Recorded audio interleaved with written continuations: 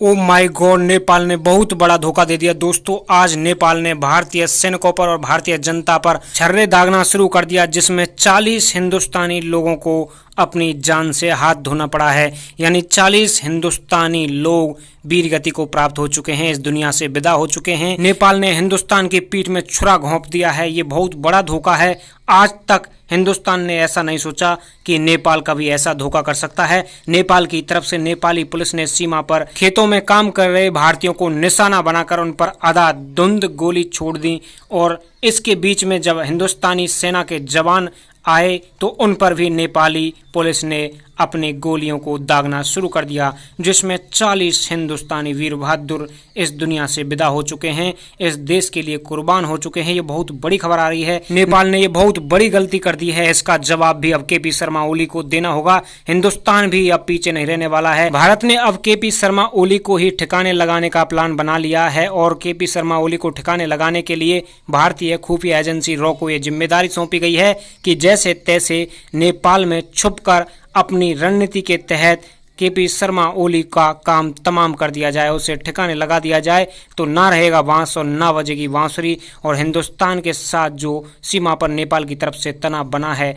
उसकी सारी जड़ ही खत्म हो जाएगी, क्योंकि केपी शर्मा ओली ही चीन की गोद में बैठकर भारत के साथ धोखेबाजी कर रहे हैं। ये केपी शर्मा ओली चीन की सुंदर राजपूत कन्या की गोदी में बैठकर बुढ़ापे में भी मजे ले रहा है और हिंदुस्तान के साथ गद्दारी करने का काम कर रहा है। इसलिए अब इस केपी शर्मा ओली को ही रास्ते से हटाने के लिए हिंदुस्तान ने कमर कस ली है, और भारतीय सेनाओं ने रॉ को ये जिम्मेदारी सौंपी है कि जैसे तैसे इसी महीने के अंदर केपी शर्मा ओली का काम तमाम कर दिया जाए। और रॉ ने ये जिम्मेदारी बहुत ही खुफिया तरीके से अंजाम देने के लिए तैयारी शुरू कर ली है। रॉ ने अपना काम शुरू कर दिया है नेपाल में। तो ये बहुत बड़ी खबर आ रही है। नेपाल ने आज जो किया है ये इतिहास में हिंदुस्तान बिल्कुल नहीं भुला सकता। नेपाल की तरफ से जो गद्दारी की गई है इसका जवाब भी हिंदुस्तान बहुत कड़े तेवर में देगा, और हम भी अपील करते हैं हमारी सेना, सरकार, खुफिया एजेंसियों से कि वो ज़्यादा से ज़्यादा कड़े तेवर अपनाएं और नेपाल को चीन और पाक की तरह ही सबक सिखाएं। साथ ही केपी शर्मा ओली का भी काम तमाम कर दिया जाए, ताकि भविष्य में ये दुर्दांत व्यक्ति नहीं रहेगा तो नेपाल के साथ सीमा विवाद भी नहीं रहेगा, क्योंकि ना रहेगा बांस और ना बजेगी बांसुरी। ये बांसुरी चीन की गोद में बैठकर हिंदुस्तान की ओर बज रही थी, हिंदुस्तान को डसने का काम कर रही थी। इसलिए इस केपी शर्मा ओली को ही ठिकाने लगा दिया जाए। हम इसके समर्थन में हैं। भारतीय सेना, सरकार और खुफिया एजेंसियों का हम खुले दिल से पुरजोर समर्थन करते हैं। तो दोस्तों ये बहुत बड़ी खबर आ रही है। चीन की गोद में बैठकर नेपाल ने आज जो कुछ किया है उससे देखकर और सुनकर आपका दिल दहल उठेगा।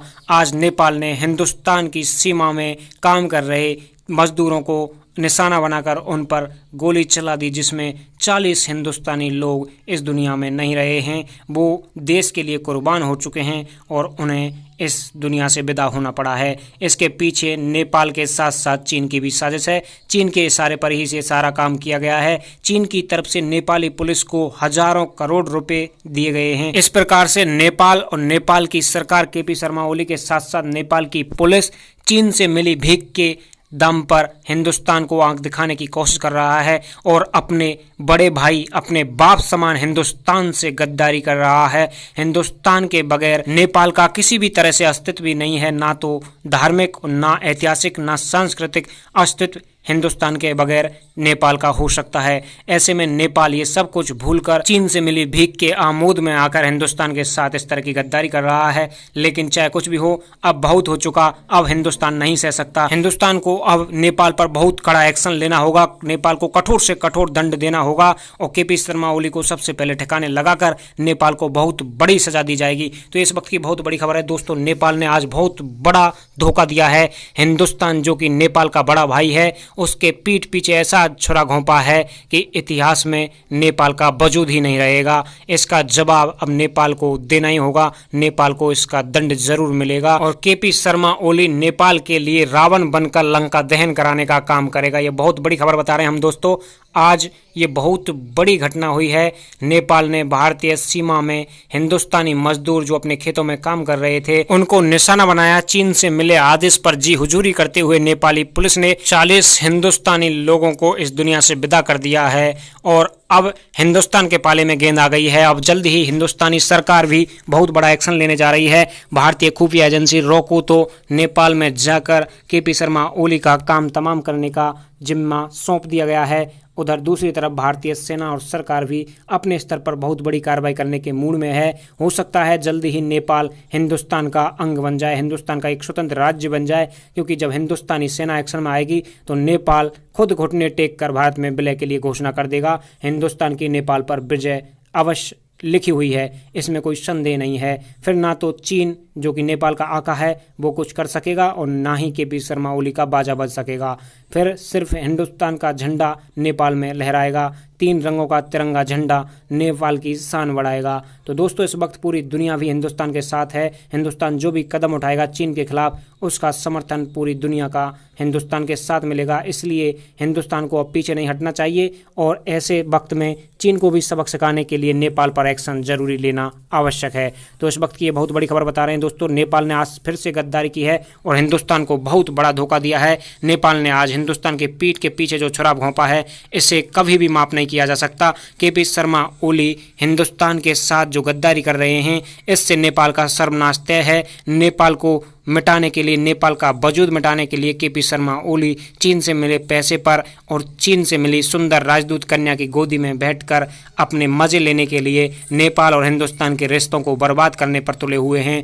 नेपाल को फंसाने के लिए चीन ने अपनी राजदूत जो कि सुंदर कन्या है उसे केपी शर्मा ओली के लिए कुर्बान कर दिया है और केपी शर्मा ओली उस सुंदर राजदूत कन्या के साथ जो कि चीनी कन्या है उसके साथ मजे ले रहे हैं और हिंदुस्तान के साथ खिलवाड़ कर रहे हैं। नेपाल के बुरे दिन तय कर रहे हैं, नेपाल की बर्बादी कर रहे हैं। लेकिन नेपाल की भोली वाली जनता, हिंदुस्तान की छोटे भाई के समान नेपाली जनता क्या कर सकती है? वो तो हिंदुस्तान के साथ है, लेकिन ये गद्दार केपी शर्मा ओली नेपाल का अहित चाहता है और ये इमरान भिखारी के साथ साथ चीन के साथ मिलकर हिंदुस्तान के साथ साजिश रच रहा है। तो दोस्तों अब वक्त हिंदुस्तान को सबक सिखाने का है। हिंदुस्तान जल्द ही बहुत बड़ा एक्शन लेने वाला है। हम तो हमारी सेना और सरकार से अपील करते हैं कि बहुत बड़ा धांसू जवाब दिया जाए। जैसे कि पाक को लेकर हिंदुस्तान बहुत बड़ा एक्शन लेता है, वैसे ही अब नेपाल पर लेने की जरूरत है। अन्यथा ये खेल कब तक चलता रहेगा, हम कब तक सहन करेंगे? अब पानी सर से ऊपर जा चुका है, हिंदुस्तान की जनता का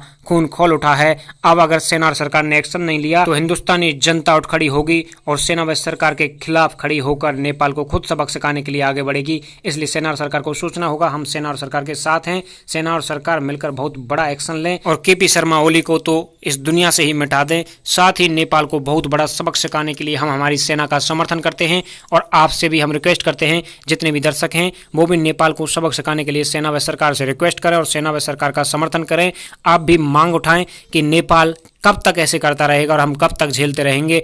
चाहे छोटा भाई हो, जब वो भाई घर का नहीं रहता, हितैषी नहीं रहता, वो घर को ही डसने की कोशिश करता है तो फिर उसे घर से निकाल दिया जाता है, उसे त्याग दिया जाता है। उसके लिए ये हाथ और ये भुजाएं सहयोग के लिए काम नहीं आती। इसीलिए आज आपसे भी रिक्वेस्ट है कि आप सरकार से अपील करें कि नेपाल को भी कड़ा दंड दें, उसे भी कड़े से कड़ा दंड देकर उसे सबक सिखाएं।